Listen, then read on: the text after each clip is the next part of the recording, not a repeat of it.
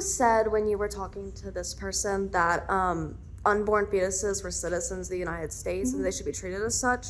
Well, in clause 1 of the 14th Amendment, it says all persons born or naturalized in the United States and subject to the jurisdiction thereof are citizens of the United States and the states where they reside.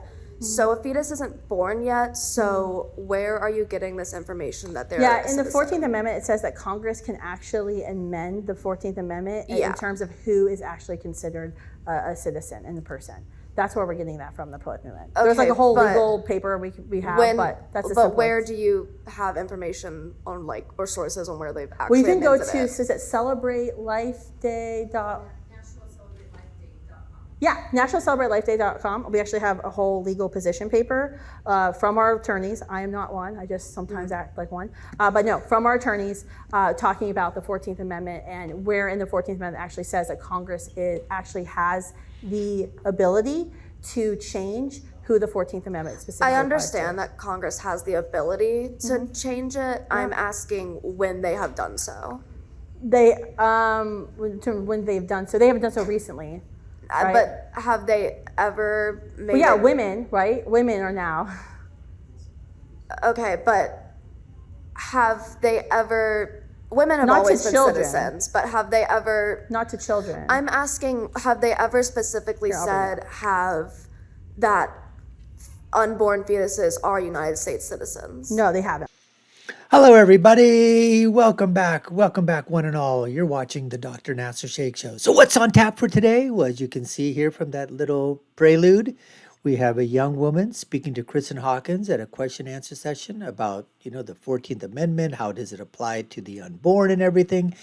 And isn't listening to this girl like, somebody with fingernails on a chalkboard, just right? She's so annoying. Oh, Kristin Hawkins, what do you think about the 14th Amendment? And have you ever had a lawyer? Anybody have a position paper? Anyways, folks, let's get back to the video and let's hear some more from this woke, privileged, social justice warrior. To do. You had just made that claim earlier. I was just trying to they should clear that recognize them because we know these human beings are alive. We absolutely know they're alive, and we know they're human beings. And we actually, in several states right now, the pro-life movement's working to ensure that our laws actually become consistent with our pro-life beliefs, like child support, for example. Child support should actually begin at conception. It should not begin at birth. Tax benefits. So the state of Georgia, for example, is trying to enact this, where your write-offs. I just did all my taxes. It was not fun. But if you're pregnant, right now you can't write off your child. But the goal is, we should. In our tax code, we should be consistent in recognizing across all forms of our laws that the child in the womb is a human being, and that human being does have the right to live. Folks, if we start incentivizing things with tax credits for being pregnant, tax credits in terms of just, for just so people would understand this thing, and we start, like I said, incentivizing pregnancy, I'm telling you what, folks, you would see a huge, huge drop-off in abortions. Here's another thing.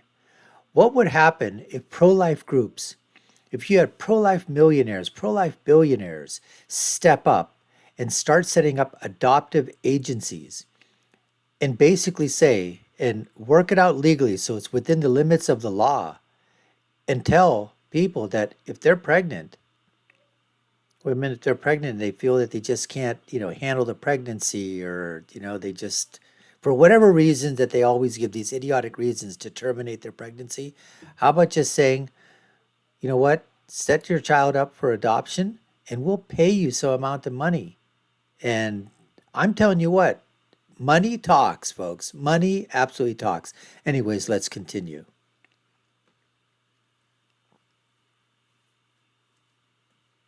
And is a citizen. Okay. Can I ask, you said you believe life begins at conception. You said you believe life begins at conception. Proves that. Mm-hmm.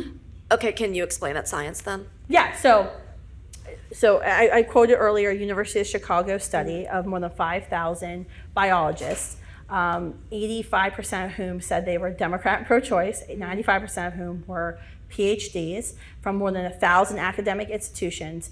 96% of them said that human life begins at fertilization and conception, when sperm and egg unite, because that's when a whole unique human being comes into existence, a unique genetic code comes into existence that's never existed before and will never exist again.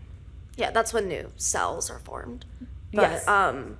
That's when you became. That's when new cells are formed, you know. That's when the new cells. Pish posh. Who cares about that? You. I don't have any memory of that because I didn't have any consciousness till about the age of 18 But consciousness doesn't. You know what? She just said she didn't have the consciousness till the age of 18. I don't have any consciousness. Listen, honey, you're unconscious right now, basically. The way that you're speaking, the way that you're talking. You're saying that you're a sentient being right now? You're delusional. You're unconscious. Doesn't make a human. I mean, When you're sleeping, you're no longer human.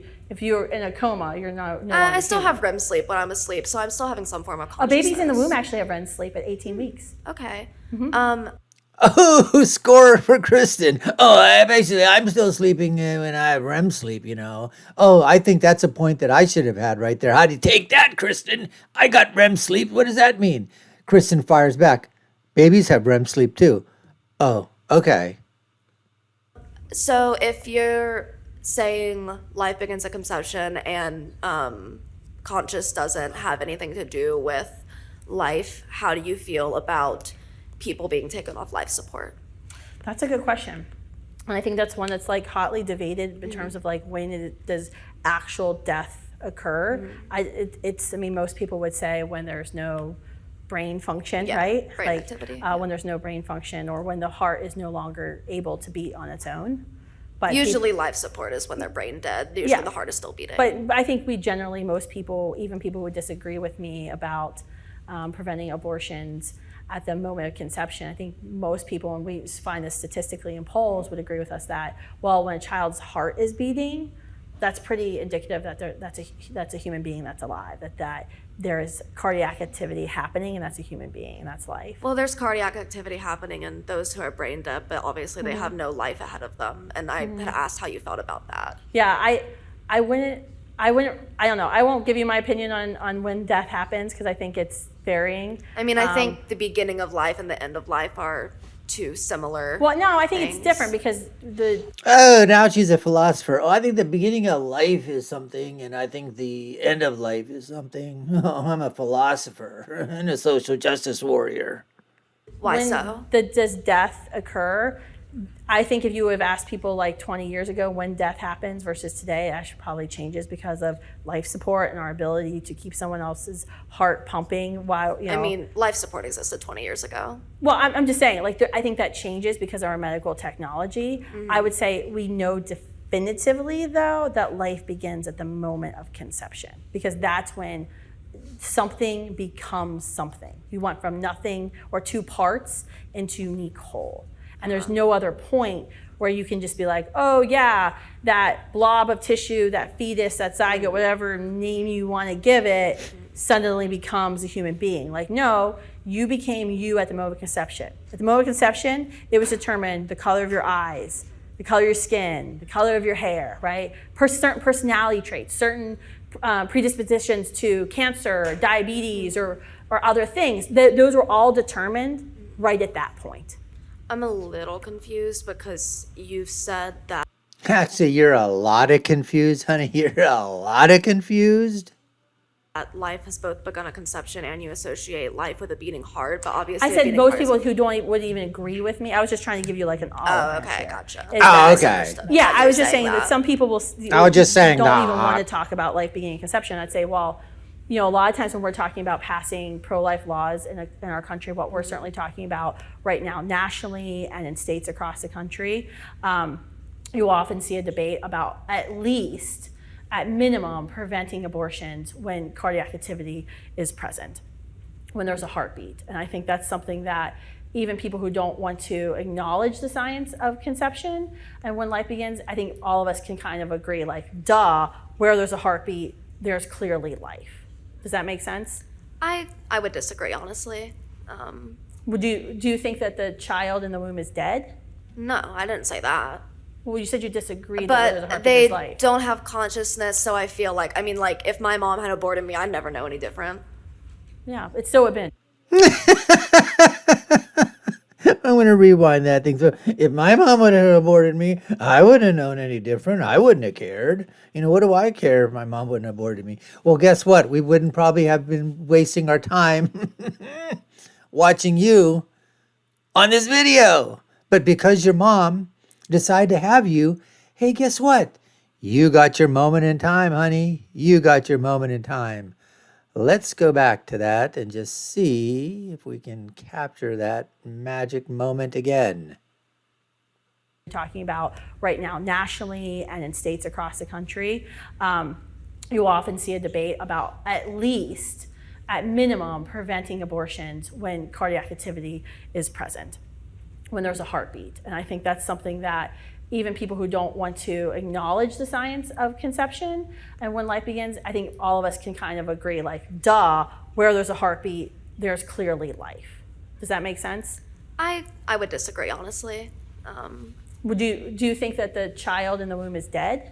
No, I didn't say that. I didn't say You that. disagreed that there's a But heartbeat they is life. don't have consciousness, so I feel like, I mean, like, if my mom had aborted me, I'd never know any different. Yeah, it still would have been a tragedy, though. I mean, not really. I wouldn't know any different. I wouldn't know any, like, No, we would I wouldn't say in the have pro-life movement, if your mom had aborted you, that still would have been a tragedy because you were well, you at the moment of I guess conception, and you had value. I mean, I didn't really have any value. I was like this big, so. No, you did have value because you were. These kids are so idiotic. They're so moronic, so retarded. You know, what I call SIMMER, the acronym, stupid, idiotic, moronic, retarded. I mean, I wouldn't have really cared, you know, I would have been aborted. I would just like, that was just like this tiny little, you know, thing here. I can't even see what it is. That's what I would have been. Amazing, amazing, these people.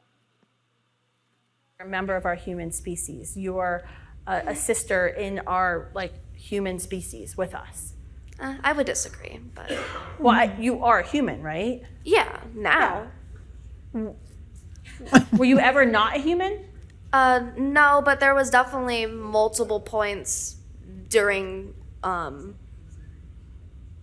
I was like in utero that had you taken me out, I would not have survived on my own. And even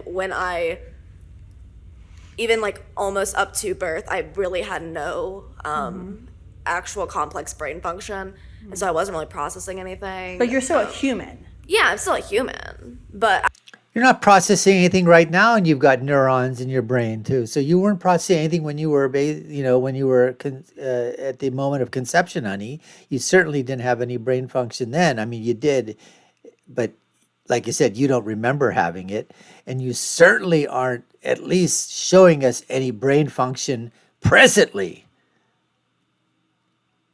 I just don't see it as a tragedy like you put it. I mean, that's just my opinion, but Sure. Yeah. I mean, that's fundamentally the pro-abortion position, is that I'm not pro-abortion, I'm pro-choice. pro-choice for what? To do what? For women to choose what is best for them. For women to choose. For women to choose whether they Abortion. want to have a baby. No. For whether women want to choose whether they have a baby, whether they put up for adoption, whether they have abortion, whatever is the best situation for them. But so you're pro-legal abortion. Yes. So you're pro-abortion. No, I am pro-choice. I'm anti-legal abortion. So are you pro-legal abortion or are you anti-legal abortion? I am pro-legal abortion, So but you're pro-abortion. that doesn't mean I'm going to run around and say everybody should have an abortion. No, I didn't say that. But you are okay with abortion existing and happening in the United States of America. Yes. So you're pro-abortion. I think you're twisting my words. Why but are you I think you're twisting my words. She just said, you want abortions? Yes, I want abortions. So you're pro-abortion. No, I'm not pro-abortion. You're twisting my words. having a hard time accepting that phrase? Because you're trying to twist my words against me. No, I think the reason you don't want to accept that phrase is because saying you're pro-abortion doesn't sound so great. We naturally, as humans, I mean, I can kind of get I can like a- certainly stand up here and say I'm pro-abortion, but you're just trying to twist my words Okay, words so against me. you admit you're pro-abortion. I am pro-abortion. Okay, thank you. I am pro-safe legal abortion. Yep, you're pro-abortion. Yep. Yep. Okay, great. I'm anti-abortion, and I'm anti-abortion because I believe you had value at the moment you came into existence. And that's the fundamental pro-life belief, that every human being, every member of our species has value and has fundamentally a right to live. That's like the simplistic, that's the entire argument of the pro-life movement that never changes. That we can debate all kinds of policy prescriptions of how to reduce abortion. We have varying views on birth control in the pro-life movement, but we all naturally agree that human beings, because science tells us, come into existence at the moment of conception, and because you're a member of our species, you are uniquely valuable and therefore at least worthy of being born. Okay. Does that make sense to you? Oh, it makes sense to me. I'm a fairly competent human being. You don't need to contradict me like that, but Everything that you've said in the past few minutes, honey, has certainly contradicted the fact that you understand anything at all. Anyways, let's take a look here. Kristin is basically saying here, oh, you know what? She just went on and on. She droned on and on and on. And Kristin said, I should have been out of this conversation at least an hour ago. Anyways, folks, we appreciate you taking the time to watch. You've been watching the Dr. Nasir Shaikh Show. I've been your host, Dr. Nasir. If you haven't done so already, like, share, and follow us. Follow our video links up and below. You know where they're at, somewhere around here. Leave you with my final thought, which is, when you're right, you're right. And when you're left, you're wrong. Until next time, folks, take care and stay safe.